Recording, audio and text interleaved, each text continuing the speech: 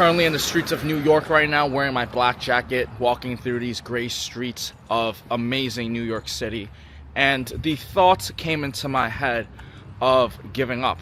Well, not me giving up, but the fact that many people shy away when they're at the breaking point, when they're at the climax of where they're about to actually hit large gains. And I see this happen many times in the world of business, in the world of sports. Just from my prior experience, just living for 27 years, I've seen many people where they work hard, but they're just not consistent enough. Had they just pushed an extra 5 minutes in overtime, had they just went an extra rep or two, they might have seen the results that they wanted to, yet they weren't able to, and therefore they weren't able to truly absorb their fruits of labor. And I'm making this video right now because I know a lot of people coming into high ticket e-commerce, coming into high ticket dropshipping and business in general, you guys will have many turning points in your journey where you will feel like giving up, where you will feel like nothing is going your way, you will feel like absolutely just crumbling, your world is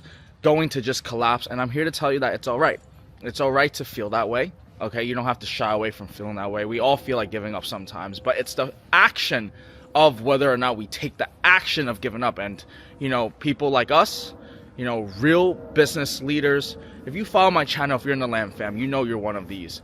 You know that you're resilient, you know that you're persistent, you know that even during those moments of self-doubt, you shine bright, you shine through the challenges, because that's what life's about, okay? And I remember during my toughest times in my career, and I know, you know, I'm very young still, I'm very early, an infant in the business world, but I've been doing business for like the last 10 years, okay? I mean, if you were to count me starting off with sneaker hustling and getting literal shoes for like $200 in retail and selling it, you know, I've always been having this business mindset of you have to make something work. You have to make something out of nothing.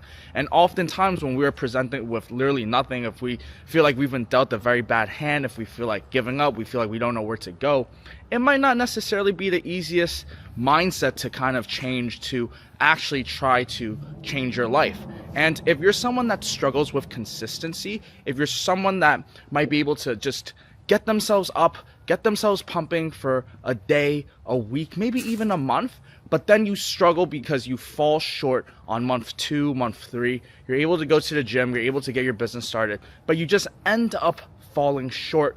If that is you, the first thing is you don't think large enough. You're not thinking bigger. Your vision needs to be bigger. Many people look at me with crazy eyeballs when I say that I want to become a billionaire. Yes, billionaire. And I know that sounds so crazy, it sounds so unrealistic, it sounds so impractical. I get it, but why not? I think the pursuit of obtaining this is worth going for. And I've had the same setbacks and I've heard the same voices when people say, Marcus, you can't make money online. Marcus, you can't make money selling dropshipping products. Marcus, you can't do this, you can't do that. I've always loved that adversity.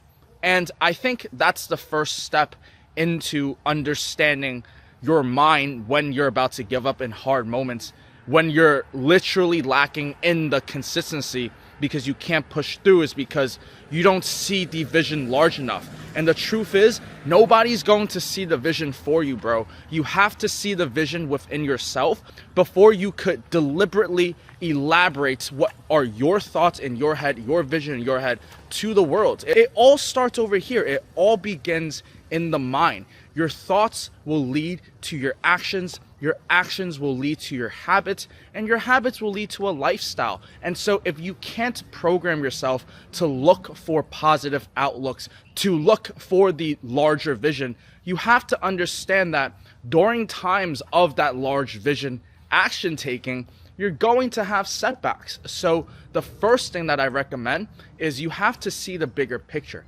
Sometimes setbacks end up becoming the best things that ever happened to me, because the setbacks is what causes so much pain, so much challenge, so much of what am I supposed to do? And then you make something out of nothing, and then you realize that that setback, that challenge ends up being the best climax that ends up changing the way you look at something. So you have to always be open. You have to have an open mind. You have to open your mind to new ideas, new perspectives, and get your vision clear. Know where you're going. Dream big. When was the last time you actually dreamed big anymore? So many people go into school, you guys get so caught up in the traditional schooling system that you get lost, you lose your creativity.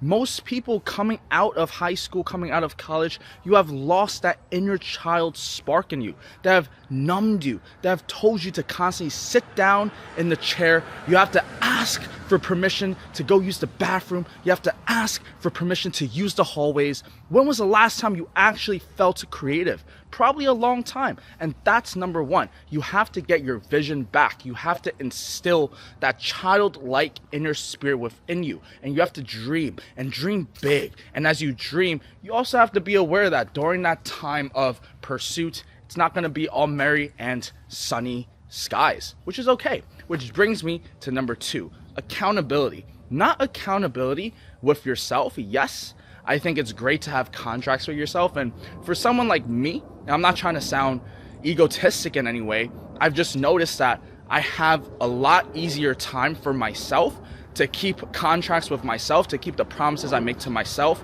than other people. I'll say that I go to the gym every single day and I'll eat healthy and I'll take care of my diet and I'll get a six-pack and I'm able to keep the promises I make to myself. However, when I notice that I go outside to the gym, I'm talking to other people, they will say the same thing, that they're gonna try to lose weight. They're gonna try to get a six-pack. And then a few weeks later, a few months later, we rekindle and they end up having no results. So the point is that I understand that I can't necessarily just impart my decision-making process, impart just my thoughts into you. So basically what I'm trying to say is, if you have a hard time keeping promises to yourself, if you have a hard time just staying consistent, try to be disciplined and accountable with a community. So one way that I've been able to just keep myself disciplined and keep promises to myself is, in addition to me having, my self-mental contracts, I also have a community of people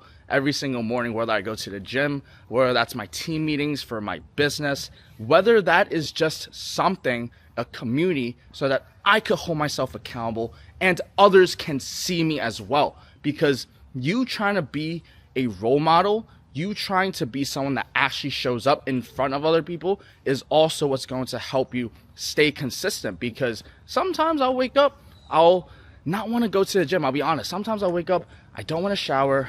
I don't want a cold shower, but I know that my partner, Mikey, he's probably on his way already. So I got to get up and I got to get started with the day. I got to get moving. And sometimes having a community, and then as we go to the gym together, we meet so many other people inside our gyms, and then we have this community, and it just keeps everyone accountable. There's discipline, and now a sense of communion and fulfillment is also involved through the pursuit of the vision that I was telling you about. So you guys have to have vision.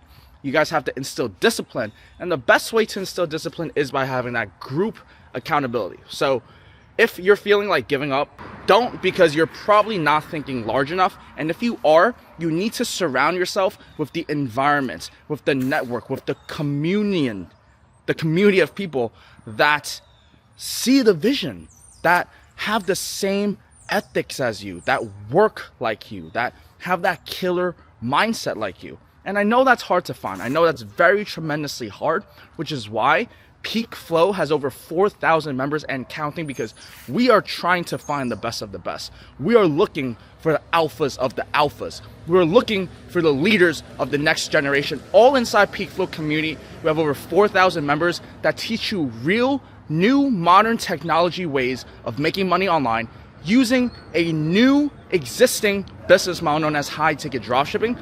If you think you have what it takes to join our community of killers, check out the links in the description down below. And if you guys are interested in applying for our one-on-one e-commerce mentorship program to get you to $10,000 a month in 24 weeks or your money back guarantee, I'll also put the application down below. We're very strict on who comes in. We only have about 10 student acceptance rate every single month, just so we make sure all the students that come in are taken care of properly. So make sure you guys apply immediately. And with that being said, thank you all so much for your time. My arm is amazing. I'll talk to you guys soon. Thank you all so much for your time. Love.